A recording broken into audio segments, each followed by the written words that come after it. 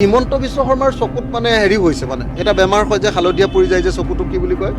Jaundice বেমাৰ হলে মানে চাৰিওফালে সব বস্তুবিলাককে হালধীয়া দেখে আৰু জণ্ডিছ বেমাৰ লগাৰ কাৰণে তেওঁ মানুহ চানুহ একো দেখা নাপায় তেওঁ অকল চশমাযোৰ হ'ল এতিয়া হিন্দুত্ব অকল খালি হিন্দুৰ ফুটটোৰ কথাহে তেওঁ অকমান দেখি থাকে মন্দিৰটোৰ কথাহে দেখি থাকে তেওঁ গেৰুৱা বসন এখন পিন্ধি মন্দিৰ এটাত তেওঁ পূজাৰী হৈ যোৱা ভাল আৰু যদি অসমৰ মন্দিৰত তেওঁ পূজাৰী হ'বলৈ লাজ কৰে তেতিয়াহ'লে হিমালয়লৈ গুচি যাওক ডাইৰেক্টলি একেবাৰে ভগৱানৰ ওচৰলৈ গুচি যোৱাই ভাল হ'ব গেৰুৱা বসন পিন্ধি চুলিডাল দীঘল কৰি ল'লে তেওঁ দেখিবলৈ ভাল লাগিব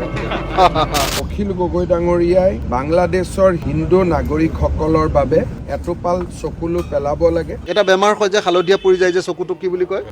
জণ্ডিছ বেমাৰ হলে মানে চাৰিওফালে সব বস্তুবিলাককে হালধীয়া দেখে হিমন্ত বিশ্ব শৰ্মাই চবতে হিন্দুত্ববাদ দেখে আমি অকল হিন্দু বুলি কৈ নাথাকো আমি সকলো অসমীয়া জাতিটোৰ কথা কওঁ হিমন্ত বিশ্ব শৰ্মা অসমীয়াৰ প্ৰতিনিধি নহয় অসমীয়া জাতিৰ প্ৰতিনিধি নহয় তেওঁ উত্তৰ প্ৰদেশ গুজৰাট আৰু হাৰিয়ানাৰ নিচিনা যিবিলাক অকল হিন্দু কৰি থাকে তেনেকুৱা ধৰণৰ হিন্দুত্ববাদী বিলাকৰ তেওঁ প্ৰতিনিধি হিন্দুসকলৰ দুৰ্দশাৰ সময়তো এষাৰো মৰমৰ মাত নিদি অখিল গগৈ ডাঙৰীয়াৰ দৰে বামপন্থী লোকসকল সঁচাকৈয়ে যে হিন্দু লোকসকলৰ বিৰোধী তাক আকৌ এবাৰ উদঙাই দিছে হিমন্ত বিশ্ব শৰ্মাই বাংলাদেশত হিন্দু নিৰ্যাতিত হোৱা দেখে কিন্তু তেওঁ নিজৰ ৰাজ্যখনত যে অন্য সংখ্যালঘু মানুহবিলাকক যে অত্যাচাৰ কৰি আছে সেইটো কিন্তু তেওঁ নেদেখে বিজেপি চৰকাৰে বাংলাদেশৰ হিন্দু আনি পাকিস্তানৰ হিন্দু আনি আফগানিস্তানৰ হিন্দু আনি অসমৰ মানুহক সংখ্যালঘু কৰিব খোজে সেইটো তেওঁ নেদেখে সেইকাৰণে মই কৈছো যে হিমন্ত বিশ্ব শৰ্মাৰ চকুত জণ্ডিছ বেমাৰ লাগিছে আৰু জণ্ডিছ বেমাৰ লগাৰ কাৰণে তেওঁ মানুহ চানুহ একো দেখা নাপায় তেওঁ অকল চশমাযোৰ হ'ল এতিয়া হিন্দুত্ব আৰু হিন্দুত্বৰ চশমাযোৰ লোৱাৰ কাৰণে তেওঁ এতিয়া হিন্দুৰ ফুটটোৰ কথাহে তেওঁ অকমান দেখি থাকে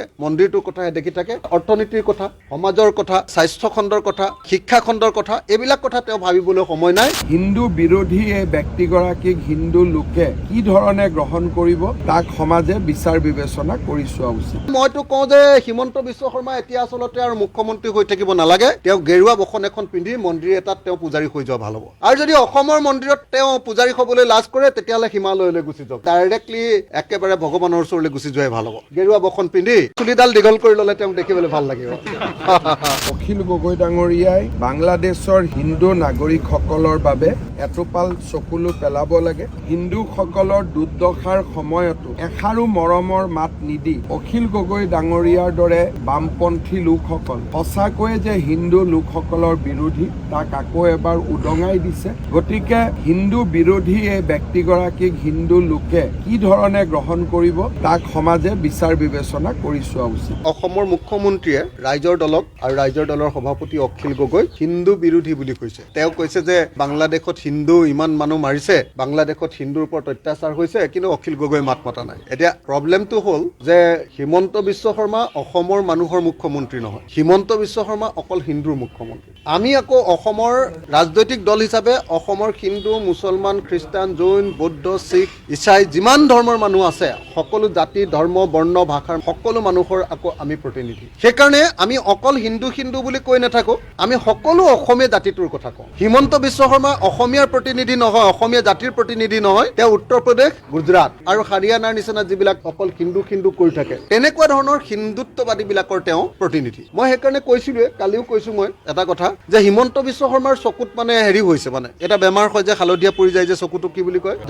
জণ্ডিছ বেমাৰ হলে মানে চাৰিওফালে সব বস্তুবিলাককে হালধীয়া দেখে হিমন্ত বিশ্ব শৰ্মাই চবতে হিন্দুত্ববাদ দেখে হিমন্ত বিশ্ব শৰ্মাই সকলো বস্তুতে কেৱল হিন্দু দেখি থাকে হিমন্ত বিশ্ব শৰ্মাই বাংলাদেশত হিন্দু নিৰ্যাতিত হোৱা দেখে কিন্তু তেওঁ নিজৰ ৰাজ্যখনত যে অন্য সংখ্যালঘু মানুহবিলাকক যে অত্যাচাৰ কৰি আছে সেইটো কিন্তু তেওঁ নেদেখে আজি অসমলৈ বাংলাদেশৰ হিন্দু আনি অসমৰ মানুহক তেওঁ সংখ্যালঘুত পৰিণত কৰিব খুজিছে সেইটো তেওঁ নেদেখে বিজেপি চৰকাৰে বাংলাদেশৰ হিন্দু আনি পাকিস্তানৰ হিন্দু আনি আফগানিস্তানৰ হিন্দু আনি অসমৰ মানুহক সংখ্যালঘু কৰিব খোজে সেইটো তেওঁ নেদেখে সেইকাৰণে মই কৈছো যে হিমন্ত বিশ্ব শৰ্মাৰ চকুত জণ্ডিছ বেমাৰ লাগিছে আৰু জণ্ডিছ বেমাৰ লগাৰ কাৰণে তেওঁ অকল এতিয়া মানুহ চানুহ একো দেখা নাপায় তেওঁ অকল চশমাযোৰ হ'ল এতিয়া হিন্দুত্ব আৰু হিন্দুত্বৰ চশমাযোৰ লোৱাৰ কাৰণে তেওঁ এতিয়া চাৰিওফালে হিন্দু দেখা পাই থাকে বেলেগ একো চিন্তাই নাই আৰু তেওঁ অকল খালি হিন্দুৰ ফুটটোৰ কথাহে তেওঁ অকমান দেখি থাকে মন্দিৰটোৰ কথাহে দেখি থাকে বেলেগ ইণ্টাৰেষ্টৰ কথা, অৰ্থনীতিৰ কথা, সমাজৰ কথা, স্বাস্থ্য খণ্ডৰ কথা, শিক্ষা খণ্ডৰ কথা, এইবিলাক কথা তেওঁ ভাবিবলৈ সময় নাই। অকল সাম্প্ৰদায়িক মানুহ, হিন্দু মৌলবাদী। সেইকাৰণে মইতো কওঁ যে হিমন্ত বিশ্ব শৰ্মা এতিয়া আচলতে আৰু মুখ্যমন্ত্ৰী হৈ থাকিব নালাগে। তেওঁ গেৰুৱা বসন এখন পিন্ধি মন্দিৰ এটাত তেওঁ পূজাৰী হৈ যোৱা ভাল হ'ব। তেওঁ মুখ্যমন্ত্ৰী হৈ থকাৰ অধিকাৰ নাই আৰু তেওঁ পূজাৰী হৈ যাওক। আৰু যদি অসমৰ মন্দিৰত তেওঁ পূজাৰী হ'বলৈ লাজ কৰে, তেতিয়াহ'লে হিমালয়লৈ গুচি যাওক, গেৰুৱা বসন পিন্ধি। খুব ধুনীয়া লাগিব তেওঁক দেখিবলৈ, তেওঁক খুব ধুনীয়া লাগিব। তেওঁ হিন্দু কৰি থকাতকে ডাইৰেক্টলি একেবাৰে ভগৱানৰ ওচৰলৈ গুচি যোৱাই ভাল হ'ব। তেওঁ মুখ্যমন্ত্ৰী হ'ব নালাগে। মুখ্যমন্ত্ৰী হ'লে হিন্দু, মুছলমান, খ্ৰীষ্টান, জৈন, বৌদ্ধ, শিখ চবকে যাব লাগিব। আৰু তেওঁ হিন্দুত্ববাদী যদি এজন ধৰ্মীয় হয়, তেতিয়াহ'লে তেওঁ নিজৰ ধৰ্মটোৰ কথা চাই থাকিলে হ'ব। সেইকাৰণে মই হিমন্ত বিশ্ব শৰ্মাক মুখ্যমন্ত্ৰী পদৰ পৰা আঁতৰি অতি সোনকালে হিন্দুত্ববাদী পূজাৰী এজনত পৰিণত হ'বৰ কাৰণে আহ্বান জনাইছো। চুলিডাল দীঘল কৰি ল'লে তেওঁক দেখিবলৈ ভাল লাগিব।